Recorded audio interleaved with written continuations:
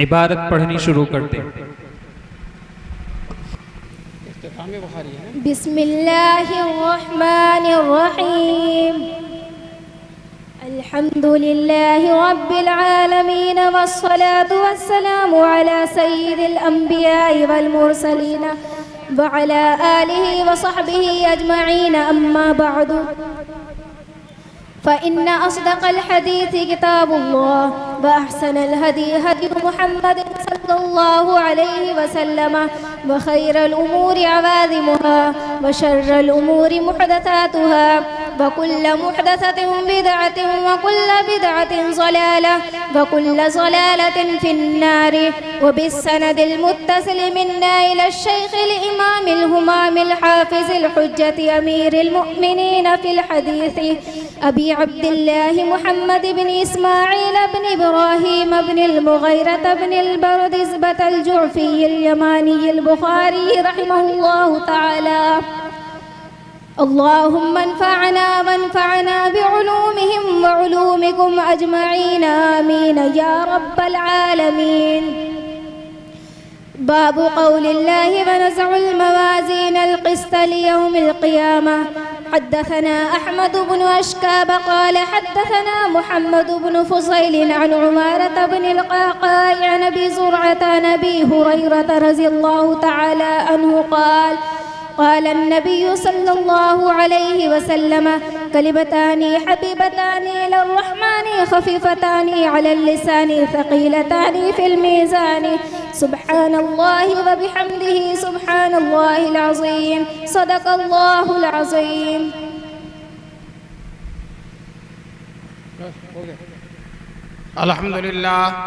الحمد لله نستعينه ونستغفره ونؤمن به ونتوكل عليه ونعوذ بالله من شرور أنفسنا ومن سيئات أعمالنا من يهده الله فلا مضل له ومن يضلله فلا هادي له وأشهد أن لا إله إلا الله وحده لا شريك له وأشهد أن سيدنا ومولانا محمدا عبده ورسوله صلى الله عليه وسلم.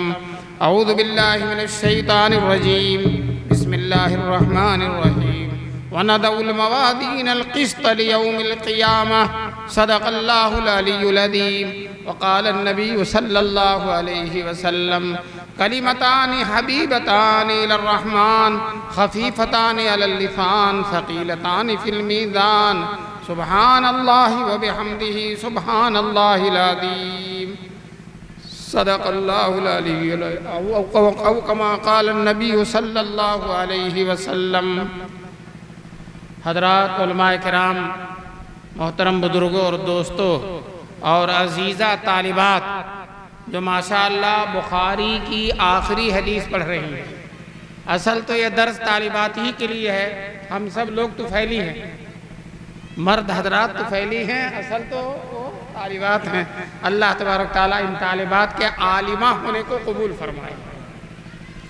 بڑی سعادت کی بات ہے کہ کائنات میں سب سے بڑی کتاب قرآن کریم اور اس کے بعد سب سے بڑی کتاب بخاری شریف، حتیٰ کہ قرآن کے بعد اب بخاری سے پہلے کسی اور کتاب کا نمبر نہیں. کیوں؟ توریت، انجیل، زبور یہ منسوخ ہو گئی. جو منسوخ ہو گئی ان کا کوئی اعتبار نہیں ہوتا. تو قرآن کے بعد سب سے اونچی کتاب بخاری شریف ہے. ہمارے دارالعلوم دیوبند کے بانی محترم حضرت مولانا قاسم نانوتوی رحمۃ اللہ علیہ، جن کا فیض آج پوری دنیا میں جاری ہے، پوری دنیا میں جن کا فیض جاری ہے. حضرت تھوڑا اوپر کرنا پڑے گا، ہاں نہیں بھی سنیں گے تب بھی اسے دیکھتے رہیں، کام چل جائے گا انشاءاللہ. دارالعلوم دیوبند کا مدرسہ الحمدللہ آج 150 سال سے پوری دنیا میں رسول پاک صلی اللہ علیہ وسلم کے دین کا سب سے بڑا خادم ہے. اس کی کوئی نظیر نہیں ہے. ابھی میں بخاری ہی ختم کرنے کے سلسلے میں چند سال پہلے فیجی گیا تھا، جو دنیا کا سب سے پہلا ملک ہے. میں حضرت مولانا نعمت اللہ صاحب کے ساتھ گیا تھا. تو سب سے پہلا ملک، وہیں سورج سب سے پہلے نکلتا ہے، فجر کی نماز سب سے پہلے وہی ہوتی ہے. اس سے پہلے کوئی ملک ہے ہی نہیں. وہاں گئے، جہاد پر دلی سے چلتے رہے 14 گھنٹہ تک جہاد چلتا رہا. اترنے کا نام ہی نہیں لیا. اور جب وہاں پہنچے 3 جزیرے ہیں. جب جزیرے کے اندر پہنچتے ہیں تو وہاں دورے کے طلبہ ہیں. بخاری شریف ختم کرنے گئے تھے, دورہ ہو رہا اور اساتذہ کرام پڑھا رہے ہیں. ہم نے ان استادوں سے پوچھا آپ حضرات کہاں سے پڑھ کر آئے ہیں؟ کہنے لگے دارالعلوم دیوبند سے پڑھ کر آئے. دارالعلوم دیوبند سے پڑھ کر آئے ہیں. کسی نے خوب کہا ہے اڑائے کچھ ورق نرگس نے, کچھ لالے نے, کچھ گل نے, چمن میں ہر طرف بکھری ہوئی ہے داستاں میری. دارالعلوم دیوبند کے بانی مولانا قاسم نانوتوی نے بچپن میں خواب دیکھا تھا میں خانہ کعبہ کی چھت پر ہوں اور میرے جسم سے دودھ کی نہریں نکل کر ہر طرف جا رہی ہیں. کسی عارف کامل نے اس خواب کی تعبیر بتلائی تھی, یہ بچہ بڑا ہو کر حضور پاک صلی اللہ علیہ وسلم کے دین کی ایسی خدمت کرے گا جس کا فیض پوری دنیا میں جاری ہوگا, پوری دنیا میں جاری ہوگا. چنانچہ امام حرم سویل صاحب تشریف لائے تھے دارالعلوم دیوبند. دارالحدیث میں اپنی تقریر میں کہا میں دنیا کے ہر ملک میں گیا, امام حرم ہونے کے کوئی بھی اسلامی ملک ایسا نہیں جہاں میں نہ گیا ہوں, اور ہر ملک میں میں نے دیکھا دارالعلوم دیوبند کا فیض سورج اور چاند کی طرح چمک رہا ہے. ہر ملک میں آپ فیجی چلے جائیے, امریکہ چلے جائیے, برطانیہ چلے جائیے, فرانس چلے جائیے, ہر جگہ الحمدللہ مدرسے اور مکتب قائم ہیں, اور وہ سب مدرسے اور مکتب دارالعلوم دیوبند ہی کے فیض سے چل رہے ہیں. آپ کا یہ مدرسہ عائشہ صدیقہ بھی الحمدللہ دارالعلوم دیوبند ہی کا ایک فیض ہے, اسی کے نور کی ایک کرن ہے یہ آپ کا مدرسہ بھی. اللہ تبارک تعالیٰ مدرسے کے بانی محترم حضرت مولانا اشرف صاحب قاسمی رحمۃ اللہ علیہ کی قبر کو نور سے بھرے. آج ان کا لگایا ہوئے چمن چہچہار لہلہا رہا ہے اور ماشاءاللہ خوشبو بکھیر رہا ہے. آج بھی یہ 3 بچیاں عالم ہو رہی ہیں اور قیامت تک انشاءاللہ مدرسہ چلتا رہے گا اور مولانا اشرف صاحب کا فیض جاری رہے گا انشاءاللہ. اللہ ان کی قبر کو نور سے بھر دے. اور آج ماشاءاللہ ان کے بیٹے جناب مولانا قاری اسعد صاحب موجود ہیں. مجھے ایک شعر یاد آیا ہے, ہم کو خوشی ہے اسعد کو دیکھ کر, کیونکہ اسعد صاحب نے بھی میرے لیے شعر پڑھا تھا تو میں بھی ان کے لیے پڑھ رہا ہوں. ہم کو خوشی ہے اسعد کو دیکھ کر, مانا کہ تو نہیں تیرا نور نظر تو ہے, مانا کہ تو نہیں تیرا نور نظر تو ہے. یہ اصل شعر پڑھا گیا تھا جب حضرت شیخ الاسلام رحمۃ اللہ علیہ کا انتقال ہوا تھا تو مولانا عثمان شاہ گنجی تھے اور حضرت مولانا اسد مدنی رحمۃ اللہ علیہ ان کے جانشین بنائے گئے تھے. شعر سن لیجئے. عثمان کو سرور ہے اسعد کو دیکھ کر, عثمان کو سرور ہے اسعد کو دیکھ کر, مانا کہ تو نہیں تیرا نور نظر تو ہے. ہم نے بنا لیا ہے اسے میر کارواں, ہم نے اللہ کا اب دیکھیے وہ میر کارواں بھی نہیں رہا, ہم نے بنا لیا ہے انہیں میر کارواں, مانا کہ تو نہیں تیرا لخت جگر تو. تو آج اسی طرح سے مولانا اشرف قاسمی نہیں ہے, ان کے بیٹے ہیں. انشاءاللہ یہ مدرسہ چلتا رہے گا اور میں ان بچیوں کو مبارکبادی دیتا ہوں جو بخاری پڑھ رہی ہیں اور فارغ ہو رہی ہیں. میں مولانا قاسم نانوتوی کا نام اس لیے لیا تھا کہ حضرت فرمایا کرتے تھے 3 کتابیں البیلی ہیں دنیا میں, 3 کتابیں البیلی ہیں. البیلی کا لفظ ایسا لفظ ہے کہ جس کا کوئی ترجمہ نہیں, ترجمہ کرو تو بگڑ جائے گا. 3 کتابیں البیلی ہیں, قرآن شریف, بخاری شریف, مثنوی شریف. قرآن شریف, بخاری شریف, مثنوی. یہ مولانا روم بہت بڑے اللہ والے گزرے ہیں, انہوں نے فارسی زبان میں قرآن و حدیث کی باتوں کو واقعات اور مثالوں کے ذریعے سمجھا دیا ہے, اس لیے علماء اس کو پسند کرتے ہیں. جب مکے میں حاجی امداد اللہ مہاجر مکی رحمۃ اللہ علیہ مثنوی شریف کا درس دیتے تھے تو حکیم الامت مولانا اشرف علی تھانوی کاغذ لے کر لکھتے تھے. حالانکہ حاجی صاحب عالم نہیں ہیں اور مولانا اشرف علی تھانوی تو حکیم الامت ہیں, لیکن حاجی صاحب جب درس دیتے تھے تو مولانا اشرف علی تھانوی اس کو لکھتے تھے. پھر اس کے بعد انہوں نے کلید مثنوی کے نام سے کئی جلدوں میں مثنوی شریف کی شرح لکھ دی ہے حاجی صاحب کے دروس کے موسمی میں. تو بہرحال قرآن شریف, بخاری شریف, اور جو علماء ہیں ان سے درخواست کرتا ہوں کہ کوشش کریں کہ مثنوی شریف بھی پڑھ لیں تاکہ سارے شریفوں کا ان کے سینے میں جو ہے اجتماع ہو جائے. یہ بخاری شریف کی آخری حدیث ہے. امام بخاری رحمۃ اللہ علیہ نے اس کتاب کو لکھ کر سارے عالم کے مسلمانوں پر احسان کر دیا. یہ کتاب بخاری شریف جو ہمارے ہاتھ میں ہے اس کتاب کی برکت سے ہم کو یہ معلوم ہو گیا کہ آج سے 1400 سال پہلے مکہ اور مدینہ کی گلیوں میں حضور صلی اللہ علیہ وسلم نے صحابہ کرام سے جو باتیں فرمائی تھیں ہو بہو انہی الفاظ میں باتیں ان کتاب کے اندر موجود ہیں۔ دیکھو اگر ریکارڈ کر لے جاتی تو اتنا محفوظ نہ ہوتی جتنا کہ محدثین نے اپنے دماغ سے محفوظ کر لیا۔ ریکارڈ تو صرف الفاظ ریکارڈ کرے گا نا۔ حدیث شریف ہے، بخاری ہی میں حدیث ہے، حضرت ابو سعید خدری راوی ہیں، وہ فرماتے ہیں کہ رسول اللہ صلی اللہ علیہ وسلم نے آخری مسلمان جو جہنم سے نکل کر جنت میں جائے گا، آخری مسلمان جو گناہگار تھا جہنم میں چلا گیا، تو جب اس کا وقت پورا ہو جائے گا تو اللہ تعالیٰ فرشتوں سے کہیں گے اس کو جہنم کے گیٹ پر رکھ دو، جو ادھر جنت جا رہا ہے ادھر گیٹ پر رکھ دو، وہ آ جائے گا۔ اللہ تعالیٰ سے کہے گا بار الہ مجھے جہنم سے باہر نکال دیجیے۔ اللہ کہیں نکال دیں گے لیکن کوئی اور سوال تو نہیں کرو گے؟ کہا نہیں، ہرگز کوئی سوال نہیں کروں گا، جہنم سے نکل جاؤں گا تو کیا سوال کروں گا؟ چنانچہ جہنم سے اس کو نکال دیا جائے گا۔ پھر سامنے جنت ہے تو اسے صبر نہیں ہوگا، یا اللہ اتنی شاندار جنت، یہ حوریں، یہ محلات، یہ خوشبو، کہے گا بار الہ مجھے جنت میں نہیں تو جنت کے قریب تو کر دیجیے۔ اللہ کہیں گے بندے تو جھوٹا ہے، تو نے کہا تھا کچھ نہیں مانگوں گا، پھر کہا بار الہ یہ آخری سوال، پھر تو اس کو جنت کے دروازے پہ کر دیا جائے گا۔ جب جنت کے دروازے پہ آ جائے گا تو صبر کیسے ہوگا؟ کون ہے جو جنت سے صبر کر لے؟ تو کہے گا بار الہ مجھے اندر کر دیجیے۔ اللہ کہے گا تو کتنا جھوٹا بندہ ہے، ابھی تو کہہ رہا تھا کہ کچھ نہیں مانگوں گا اس کے بعد، اور پھر اندر کہنے کے کہے گا بار الہ یہ آخری سوال۔ جب اندر جائے گا تو جنت کا بیچ بڑا شاندار ہے، کہے گا بار الہ مجھے اس بیچ میں داخل کر دے۔ تو اللہ تبارک تعالیٰ ہنسیں گے۔ یہ حدیث سنا کر ابو سعید خدری کہتے تھے کہ حضور بھی ہنسے تھے، اور آج 1400 سال ہو گیا اور قیامت تک انشاءاللہ جو حدیث سنائے گا ہنسے گا۔ تو بتاؤ ٹیپ ریکارڈ میں ہنسنا آ سکتا ہے؟ یہ کیفیت آ سکتی ہے؟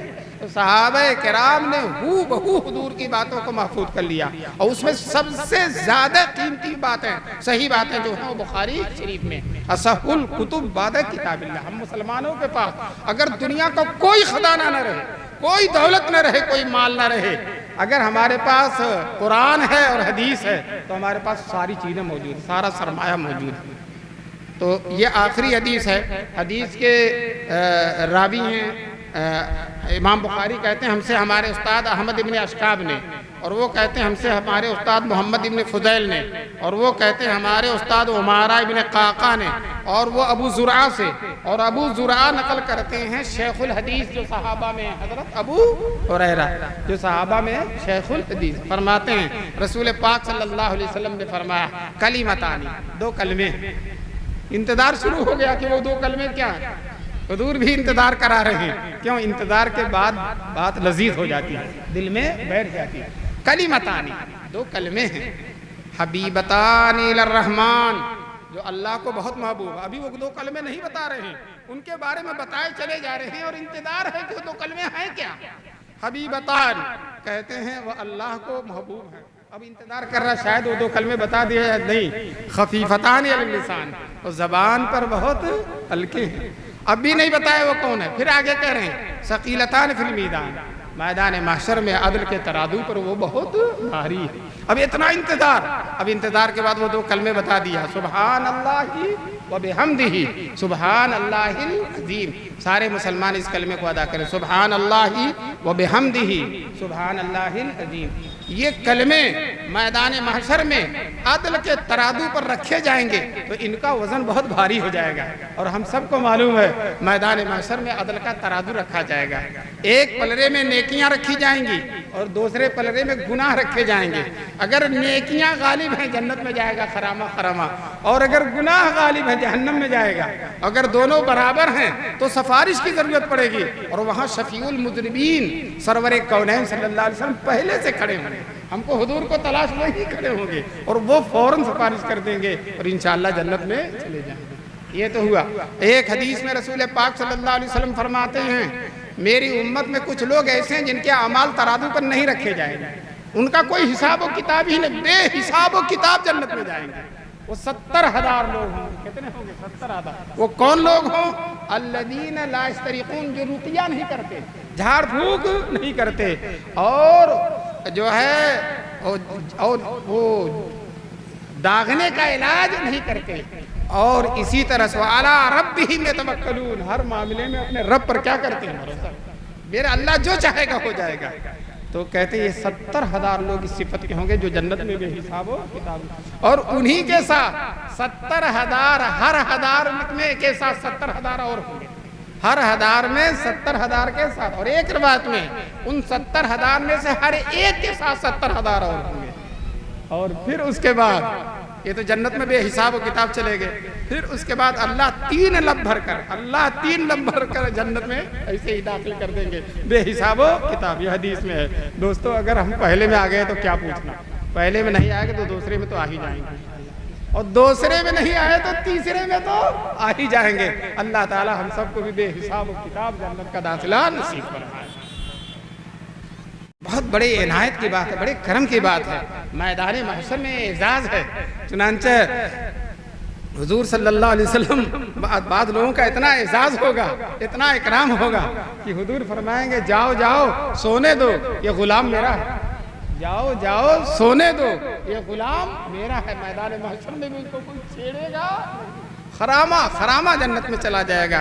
تو بہرحال یہ وہ لوگ ہیں جن کے اعمال بہت اونچے ہیں، گناہ ہے ہی نہیں، اور اگر گناہ اور نیکیاں دونوں ہیں تو پھر یہ حساب عدل کے ترازو پر رکھا جائے گا، اور اگر رکھا بھی جائے گا تو انشاءاللہ اللہ تعالی ہم کو امید یہی ہے کہ ہم کو ہمارا پلڑا بھاری ہی ہو جائے گا انشاءاللہ۔ اللہ کی ذات سے توقع رکھنا چاہیے۔ حضور اللہ تعالی حدیث قدسی ہے، انا عند ظن عبدی بی، میرا بندہ میرے ساتھ جیسا گمان رکھتا ہے میں اس کے ساتھ ویسا ہی معاملہ کرتا ہوں۔ اور کچھ اعمال ایسے ہیں جن کا وزن بہت زیادہ ہوتا ہے۔ حدیث میں رسول پاک صلی اللہ علیہ وسلم نے فرمایا ہے کہ حسن اخلاق سے بڑھ کر کوئی چیز عمل کے ترازو میں بھاری نہیں ہوگی۔ کیا چیز؟ حسن اخلاق۔ ہمیشہ حسن اخلاق، محبت سے ملنا، مسکرا کر ملنا اور کام آنا۔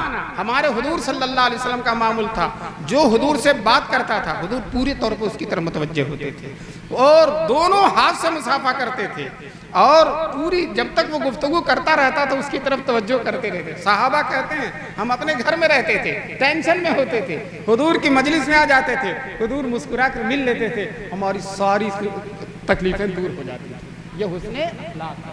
میرے استاد کا شعر ہے، تیر سے مارنا، طیف سے مارنا، دشمن کو کبھی تیر سے مارنا چاہے تو اخلاق کی شمشیر سے مار۔ ایک چیز حسن اخلاق ہے۔ دوسری چیز جس کا ترازو بہت عمل کے عدل کے ترازو میں جس کا وزن بہت زیادہ ہو جائے گا، وہ دوسری چیز ہے جو ہے ماں، گھر والوں کے ساتھ اچھا سلوک کرنا، گھر والوں کے ساتھ اچھا، بیوی کے ساتھ، اپنے گھر کے لوگوں کے ساتھ، خاندان کے لوگوں کے ساتھ اچھا سلوک کرنا۔ حضور نے فرمایا جو لوگ اپنے بال بچوں پر خرچ کرتے ہیں تو یہ خرچ کرنے کا عمل میدان محشر میں عدل کے ترازو پر بہت بھاری ہوگا۔ اسی طرح سے کسی مسلمان کے جنازے میں جانا، کہاں جانا؟ جنازے میں، اور قبرستان تک چلے جانا۔ حدیث میں فرمایا اگر جنازے تک جا رہا 2 قیراط، اور قبرستان کفن دفن تک شریک ہو گیا 2 قیراط ثواب ملے گا، اور 1 قیراط احد کے پہاڑ کے برابر ہے، اور نامہ اعمال میں وہ پہاڑ ڈال دیا جائے گا اس کے، یقیناً اس کا نامہ اعمال جھک جائے گا۔ اور چوتھی چیز، علماء کے قلم کی سیاہی شہید کے خون کی سرخی سے زیادہ وزندار ہے۔ علماء کے قلم کی سیاہی شہید کے خون کی سرخی سے زیادہ وزندار ہوگی۔ بہرحال میں نے آخری حدیث کا درد دے دیا۔ اب میں ان بچیوں کو اور یہاں جو علماء بیٹھے ہیں ان کو اپنی سند بھی دینا چاہتا ہوں۔ میں نے بخاری شریف پڑھی ہے حضرت شیخ نصیر صاحب رحمۃ اللہ علیہ سے اور شیخ عبدالحق صاحب سے، اور ان دونوں حضرات نے بخاری شریف پڑھی ہے شیخ الاسلام والمسلمین مولانا حسین احمد مدنی سے، اور انہوں نے بخاری پڑھی ہے شیخ الہند مولانا محمود حسن سے، اور انہوں نے بخاری پڑھی ہے جو حضرت قاسم العلوم والخیرات مولانا قاسم نانوتوی، اور انہوں نے حدیث پڑھی ہے شاہ عبد الغنی مجددی جو مدینے میں حضرت عثمان کے روضے کے پاس دفن ہیں، اور انہوں نے بخاری پڑھی ہے شاہ اسحاق سے جو معلات میں حضرت خدیجہ کے روضے کے پاس دفن ہے، اور انہوں نے پڑھی ہے شاہ عبدالعزیز صاحب رحمۃ اللہ شاہ اسحاق، اور شاہ اسحاق نے پڑھی شاہ عبدالعزیز سے، اور شاہ عبدالعزیز نے پڑھی ہے شاہ ولی اللہ سے، اور شاہ ولی اللہ سے لے کر رسول اللہ تک سند کتابوں میں لکھی ہوئی۔ تو میں ان بچیوں کو اور ان علماء کرام کو اس سند کے ساتھ حدیث پڑھنے کی کیا دیتا ہوں؟ دین سند ہے، بلا سند کے دین کا اعتبار۔ جو لوگ بلا سند کے پڑھتے ہیں وہ محمد علی انجینئر ہو جاتے ہیں، جن کے پاس کوئی سند نہیں ہوتی وہ کیا ہو جاتے ہیں؟ محمد علی انجینئر، کچھ بھی نہیں معلوم۔ اب کیسا کیسا فتویٰ دیتے ہیں کہ خانہ کعبہ کا طواف بے وضو کی جائز ہے، طواف، جبکہ حضور فرماتے ہیں طواف صلاۃ، طواف نماز ہے اور نماز بے وضو کی نہیں ہوتی ہے۔ تو اب اس طرح کے لوگوں کو بے سند کے لوگ ہیں، یہ بے پیدی کے لوگ ہیں، ان کے پاس کوئی سند نہیں ہے۔ میں نے ان بچیوں کو سند دے دی، ان علماء کو سند دے دی، اللہ تبارک تعالیٰ قبول فرمائے۔ مجھے خوشی ہے کہ دن میں ماشاءاللہ اتنا اچھا خاصا مجمع اکٹھا ہے۔ یہ مولانا اسد صاحب کی محنت کا نتیجہ ہے، اور ماشاءاللہ اس مدرسے کے محتمم ہیں یا ہو جائیں گے، ہو گئے ہیں۔ اللہ ان کے محتمم بننے کو قبول فرمائے، دعا کر لیجیے۔